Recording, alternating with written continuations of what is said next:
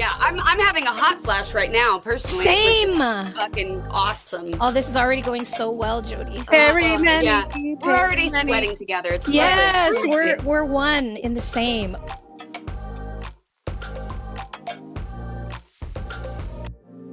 Welcome to Bitch Talk. I'm your host, Erin. And I'm co-host Ange, aka Captain Party. 2026 brings us into our 13th year of podcasting, and we're proud to be here. Thank you to our followers and longtime listeners for voting us Best of the Bay Best Podcast for 3 years in a row, and to SF Film for adding us to the respected list of essential SF winners. If this is your first time listening, where the hell have you been? But better late than never. We're like if the rap group Salt and Peppa met the show Grace and Frankie and had a baby. And if you don't understand what that means, ask Jeeves. And now, on with the show. Clink!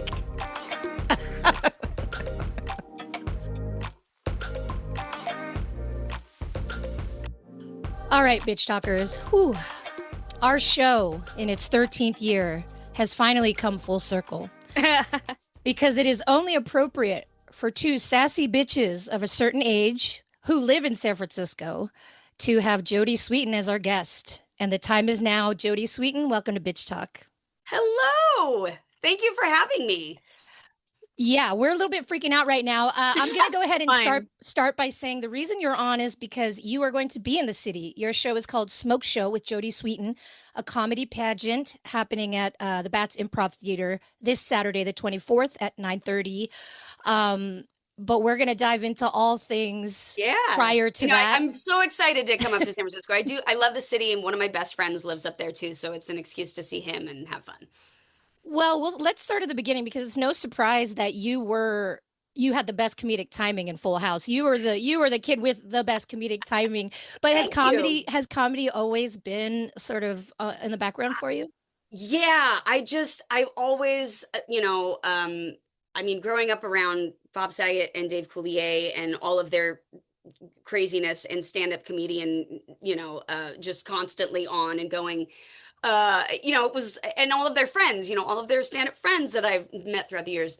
I've always loved it because my brain works the same way. Like I can just be in any situation and inappropriate jokes are flying through my mind at any given moment. And I love laughing. I love making people laugh. I love laughing with people. I think right now more than ever, we need a release and we need somewhere to go to be silly. I'm super excited that I get to move into writing and creating and doing my own comedy shows and stand up and stuff like that. Can you talk a little bit about that journey, though? Like, was there just a moment, maybe in your adult life where you're like, oh, I want to pursue this. I have the time to do it. But what sparked that? I've always been really comfortable doing comedy, but doing stand-up comedy is its own terrifying experience because it's just you and it's just your material. So it really is the ultimate judgment and people are like, fuck you. You know what I mean? Like, or they're like, this is great. So it's like the highs and lows of it, right? But I was like, but I feel like I love this. I feel like I could do it. And, when Bob passed, we were all of Bob's friends and the cast and everybody, we were around each other a lot and, just shooting the shit and like being stupid back and forth. And a few of those guys that I've known, Mike Binder and Jeffrey Ross and, these guys that I've known since I was young through Bob and Dave, who've always been wonderful and kind to me. They were like, you're really fucking funny. Like, go do this. Like, you could absolutely do this. And I remember saying to Mike Binder, I was like, I don't want any comedians to feel like I just sort of jumped the line because, of friends that I know or that I haven't put in my work. And he was like, you've been working since you were 4 years old. I don't think anyone is going to say you haven't put in your work. I was like, you know what? Good point. But since then, I started doing like stand up here and there. I've made a commitment this year that when I get asked, I'm going to do it every time and not let the fear win. So that's big. You guys have to hold me accountable to that because you are obviously in my emails now. But yeah, I have two really good friends who are sisters, Gia and Sabrina Cognata, and they have a dark and weird and wild sense of humor too. And we had started working together with a couple other friends of ours on a different show called Family Dinner a couple years ago that was also like a comedy panel show. Comedians brought a childhood dinner or something that reminded them of their childhood, and hilarity ensued. And then this we me, Sabrina, and Gia kind of went just the three of us, and we were like, what's the most ridiculous thing that we could make comedians do? And I just happened to find this old, or rather, my mom happened to find this old, like, photo album, like the sticky kind, like kind that like your mom needle pointed the front of, and it had ruffles on it. Yeah. And I had done pageants when I was a kid, like not before they were like weird John Bonet, what's her name? That other weird Honey Boo Boo. Honey Boo Boo. Yeah. But this was like you weren't allowed to wear makeup. You weren't like it was like a talent show with a fluffy dress. And it was I always say that because people are like, oh, you did pageants? I'm like, no, not those kind. But I was like, what about if we made it like a pageant? Like we have our three contestants and so we put them through the most insane, fucked up beauty pageant that you've ever seen. Everything is sort of on the fly and improv. I mean, for the comedians, we know what's going to happen. Well, we know what the segments are. I'll put it that way. We never know what's going to happen. And we've had some pretty interesting times. It is so much fun. We really like the comedians just fully commit to it. And it's like this weird blend of improv and, impressions and mystery talents that they have to pick out of a box and then perform. So, yeah. I love this type of show. I've always loved game shows. My dream was to be a game show host. I've said this a lot of times. And this resurgence of game shows is really exciting right now. Have you always watched game shows? What are your favorites? Love game shows. Price is Right, near and dear to my heart. Classic, because as an 80s child, as you guys know, for me the sound of that is the sound of being homesick from school with like chicken soup or something. It's that, and then it's like I doze off somewhere around that, and then I wake up to the Andy Griffith whistle. Like that's, you know what I mean? That was the mornings when you so much. But yeah, I love game shows. I got to be on Wheel of Fortune. Lifelong dream. I won. I was so excited. It was awesome. Yeah, so I love it. And, Sabrina and Gia and I write a completely unique show every month. So we have our getting to know you questions, which are soul searching questions, shall we say, of the utmost importance that our contestants have to answer about, how they would change the world. And then everything else, our mystery talents, and then everything else is like, what's the weirdest thing that we could do and make people do on stage? I mean, we had right? We had a Thanksgiving glory hole, if that gives you any idea, where what they had to do was put their hand into a box that the audience could see, but they couldn't, and they had to guess what was on the Thanksgiving plate. So, weird things like that. Obviously, very beauty pageant. Very yeah. I thought you were going to say you had a turkey in the box and they had to guess if they were sticking their hand. Well, which side of the turkey were they sticking their hand into? But anyways, that's for this year. It's fine. Next year. Yeah. Or this coming one. Okay, I'm going to write that down. That's a good, guess the animal. Body cavity search of turkey. Yeah. Or guess the animal based on the cavity. Oh, yeah. I hope, and our contestants will all be vegan that week, and it'll go horribly. PETA will show up. We all be canceled. Yeah. We're whatever. We're so weird. I like it. I have a question, of course, about Full House. You do a podcast with Andrea Barber, which is lovely. You guys have done 6 seasons. Crazy. Or you're in your 6th season, correct?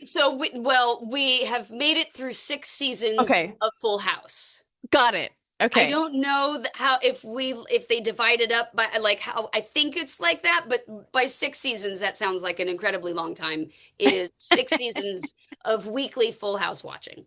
Still, it's a Still, lot. it's a lot. A It's lot. more than I've ever done in my entire life. I'm sure that's commitment. But can you talk about the obsession with Full House, not with you two, but with the audience and how it's just carried for decades? You know, it's crazy to me just how beloved Full House is.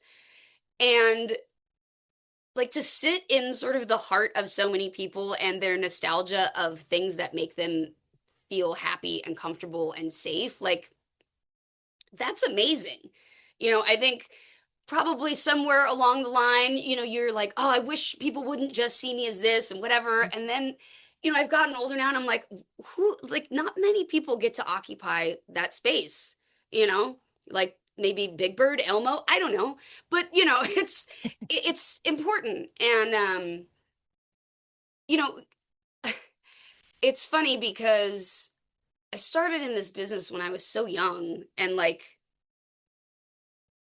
I think it just, I grew up in front of the audience. I was 5 years old and we were one of the sitcoms, one of the first real sitcoms that we aged the baby in real time. Michelle aged right before our eyes. And the kids were central to the story. They weren't just in and out or somehow supporting the mom and dad story. They had their own stories and things. So it really was this viewing experience for all of the ages of the family. And, we all have that place in our heart where it's either we watch it with our family, we wished they were our family, lots of things. But I, I, I know the show has never been off the air since it aired in 1987. I don't believe it was. It was Nick at Night and Yeah. then ABC Family and Netflix and this and that. Although I think for once, I think it is fine. I think once, like it ended on either Nick at Night or one of the other ones, it now is no longer on any cable channels. But Nobody has cable anymore. Everybody streams it. It's fine. Yeah, everybody streams it, and then we're gonna buy them in a package that costs us $240, and we're like, wait a minute, this is cable. Yeah. Right. Exactly. Well, a funny side note. So my friend Patrick, I grew up in LA. My friend Patrick played Stephanie Tanner's body double in the softball episode. Oh my God. Why did I know you were going to picture. say that when you were like, Patrick? I was like, I immediately pictured the pitcher and Stop. No, you didn't. Really? Yeah. I don't know faint. that it's him. No. I don't know why. I did not remember his name, but like, I just, for whatever reason, you're like, he played the ball. Although, to be fair, you said he played the body double, and it's not like on Full House we were doing a ton of body double stuff. He either backed a car through a kitchen or pitched a baseball game. Or pitched a baseball game. Or pitched a baseball game. Yeah. Yeah, we took him to the Full House house, and he was freaking out, as everybody does, but more than extra. And that's when he told us. Like, I'd never known this. I'd been friends with him since high school. Yeah, so anyways, that's just a little side I'm note. really disappointed that he doesn't lead with that when meeting new people. Correct. It better be on his LinkedIn. I'm just Patrick, saying. that should be top of resume or whatever they call it now. And yeah, I don't know why you're burying the lead, buddy. Correct. Thank you. I'm going to call him right when we're done. Yeah. But you probably get this question all the time, but at what age were you when you realized how hot John Stamos was? Yes. I Still don't think he is. Yeah. No, because I know him. Come on. Because here's what I will say. I always say, John is a beautiful man. He is very pretty. He has aged well. Yes. But it's like your uncle, like legit your family member who you've seen, unshowered for 4 days at rehearsal in like sweatpants with holes in them and a backwards hat and just, looking like that's hot to me. Sorry, go on. That's still hot. But I also I just grew up around them. So I never saw him like that. And I know he's a nerd. He's a total nerd. He and I text Legos back and forth to each other because we were both Lego nerds. So we text our creations back and forth to each other and our new builds. And it's pretty ridiculous. That makes him hotter. I'm sorry. Keep going. We could do this for 30 minutes. There's that. What else? Yeah. I'm gonna have any weird No, medical I'm just thing. kidding. No, I'm just kidding. Weird medical thing. Oh my God. I want to get into your social justice work because during the pandemic, we're all, either out there on the streets or huddled at home or just on our Right. social media and looking what was going on in other places. And And you were back to out there. fucking Minneapolis again. It's Well, look, wild. Mm-hmm. you are out there, you are out there in the streets. You're not hiding what your beliefs are. You're way more outspoken than I've seen a lot of people in the industry be. Can you talk about that jump? Um, And you know what? Also the question, what radicalized you? Because I do love that question. I was always kind of like this. Mhm. Ironically, somebody posted some like 90s Teen Beat Valentine article in it, and they said, "Who would you want to get?" And no joke, I was like 9 or 10, and the question was, "Who would you most want to get a Valentine from?"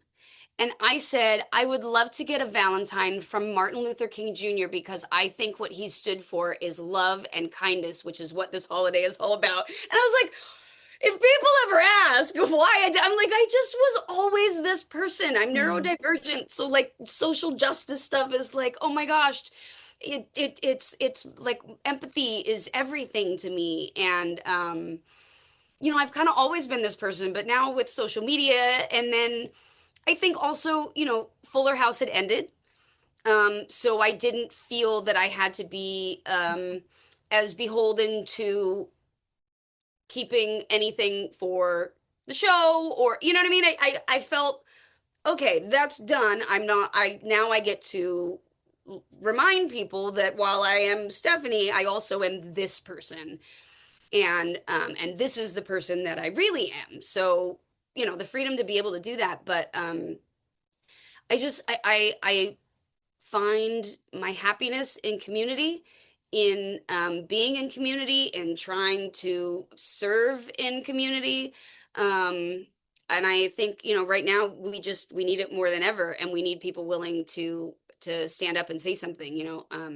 Just before I hopped on here, I'm a part of the committee for the First Amendment with Jane Fonda and a host of other people, but she kind of heads it up. And we just did a recording for that, a reaction video to something. And I try and be a part of bringing the writing stuff with the groundlings and with the committee for the First Amendment to try and create this crossover of comedy and politics.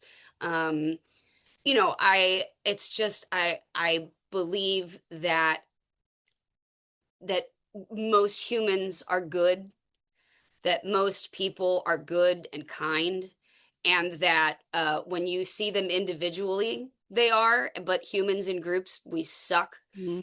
And oftentimes, when I'm out there in those big groups and they don't suck, and I see that it is a huge group of people out there advocating for those that either can't be, or those that are trying to be silenced, like that's important. And I've lost a ton of followers. I don't care. I also am very much now like social media is the Ugh. worst thing that's Yes, happened to all of it us. is. And Mm-hmm. I like dip a toe in and out. Like I go on and do some of that stuff, and then I'm like, okay, I just the scrolling of it constantly. I think it's hard for a lot of us, but since then I've just jumped in.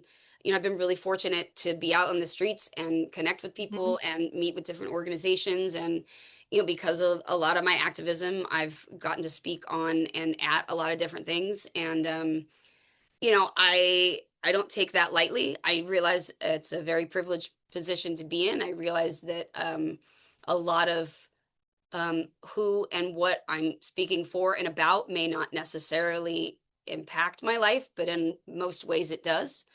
But I also know that if we don't continue supporting and like Ram Dass is walking each other home, um, what's the point of this whole thing? It's not to, for me, it's not to be a billionaire. It's not to make money. It's to just create kindness and love. And I really, I do believe that at our core, we are that. So I choose to try and throw myself into the places where that exists, or Mm-hmm. is at least being used to fight fascism and hate and all manner of bigotry. Thank So you. my comedy show, no. Well, it's No, all connected. it is all connected. Yes. No, it is. It is. Right now there is, I mean, we have a desperate need for silliness and fun. It's why the Portland Frog. It's why everybody Yeah, loved exactly. the inflatables. The out there inflatables, because yes. that is the best weapon we have against, fascist authoritarianist police state is like make fun of them. Be silly. And the silliness is the reminder that that's the joy. Like if there's no joy in what you're fighting for, then like what are you fighting for? So I always find at protests and actions, it's important to sing, to have music, to have food, to have people and community, because that's like the reminder of why we're out there in the first place, is that it could be like this if we just took care of each other. Mm-hmm. Thank you so much for that. Yeah, if there's anything you want to share with our audience in terms of like places you want to send them, organizations that you support, events coming up, if you want to invite Aaron and I the next time you're with Jane Fonda, whatever you want to say. Absolutely. Whatever you want to put out there, Jodie. I have been incredibly fortunate to sit in a room with her and to be in proximity and talking to and having a conversation with her. And she is just as fierce and badass and brilliant. And she, from the time I was young, she was one of my heroes. So like the first time I met her, I did go in the bathroom and freak out and then come back out and try and compose myself. It'd be cool. Yeah. Yeah. Good job. Because at the end of the day, like, we're all just American citizens who are like, hey, we should all have these rights, whether we got money or not, or whatever, women, not, let's just all kind of have rights. Seems nice to me. We're just people. Mm-hmm. That's what I was like. People like, who did you get starstruck over? I'm like, the only person I ever got starstruck over was Brian Henson, because I'm such a huge Muppet fan. Yeah. And Carol Spinney that played Big Bird. Oh. If it's not a Muppet, I'm not starstruck. You don't care. Really. No, I don't care. If I ever meet Kermit out in the streets, let me tell you, I am gonna freaking out. Yeah, You're gonna freak out. Miss Piggy will have to fight you.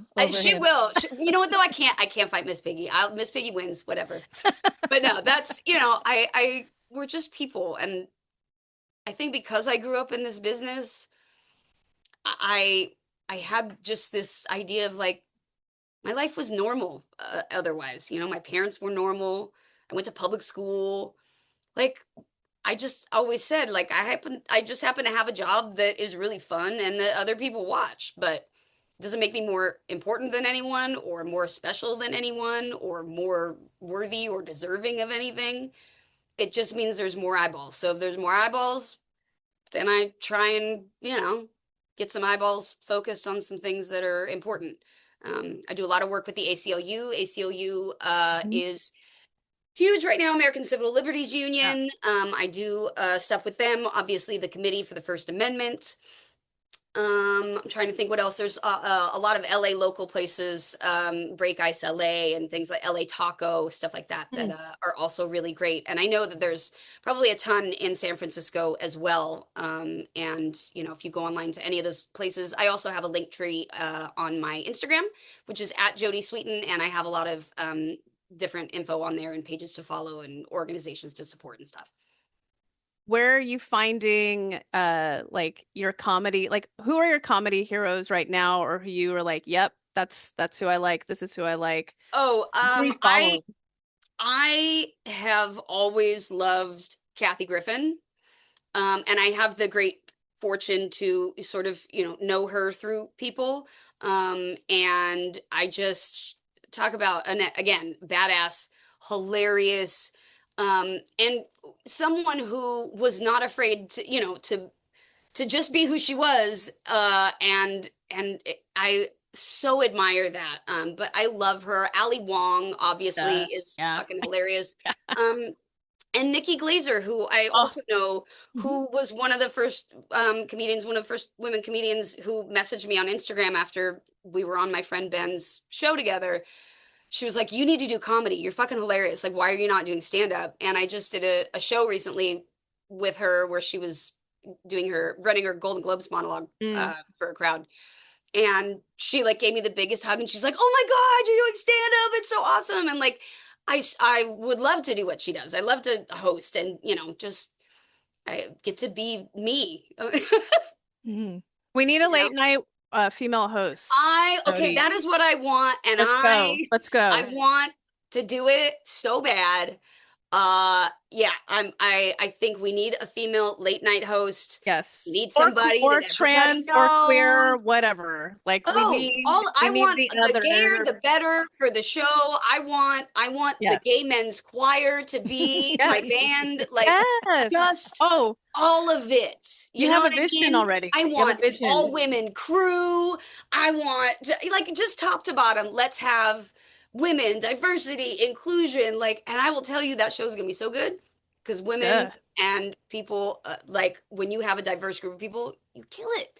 Mhm. Yeah. You do so much better. Some So, guest yeah. bitches every now and then. Yeah, we could just be like on the Guest side. bitches. Oh my God, guest bitches in Be the on the street. side. Yes, there we go. We are often on the street. How did you know? Oh, There we that go. sounded I mean, I weird, didn't but- mean it like that. I mean, No, out I'm in the just kidding. wild. Out Out in the bitches in the wild. That's what we call Right. it. Bitches Right, in the right. wild. But no, I yes, when I get my my Tonight Show, quote unquote, Yeah. I'll let you know. Yeah. Please. Oh, We're I'm so- I want to. we're Yeah, open. Chelsea Handler. You know, Jodie Sweetin. It just Yes. goes one to the next. Speaking of the Golden Globes, Wanda Sykes Oh yeah. killed it. Won. I She mean, won. Wanda, get She it? She won that Where's show. her award? Yeah. Okay. Yeah.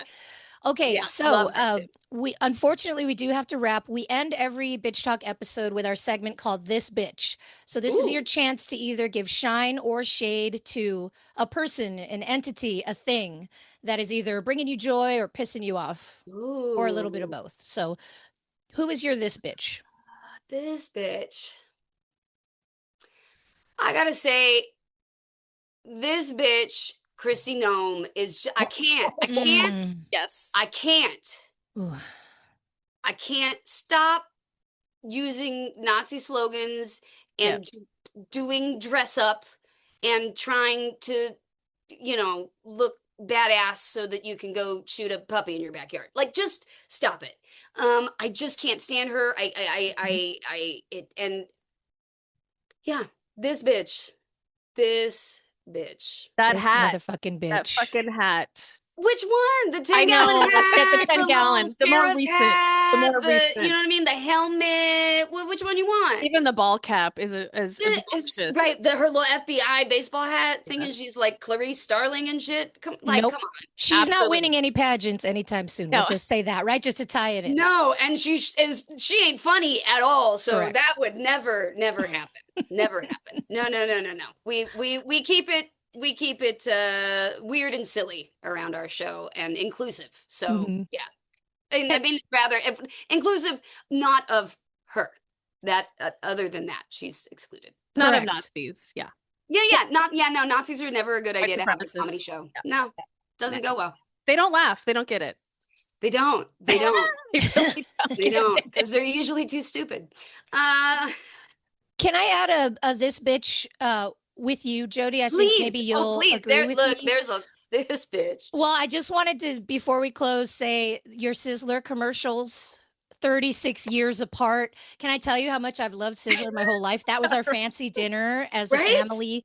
So you were in a Sizzler commercial 36 years ago as a kid and then one as an adult. So can we say this bitch for Sizzler and their cheese toast? Yeah, the cheese toast. Salad Come on. bar. Salad bar.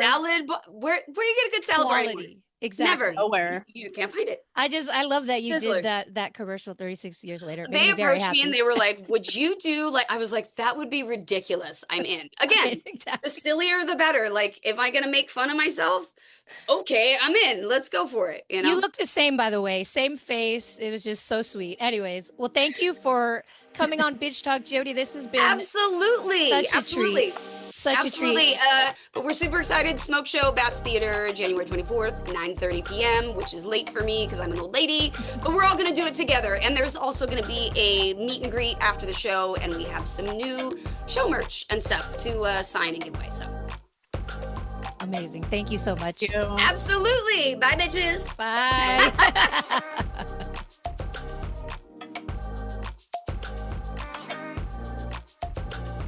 Thanks for joining us on today's show. You can find more information about this episode in our show notes. If you're missing us, you can visit us at bitchtalkpodcast.com to sign up for our newsletter and buy us a cup of coffee. Did you know we're also on the radio? You can find us at bff.fm. And lastly, rate and subscribe wherever you listen to podcasts. All the cool bitches are doing it.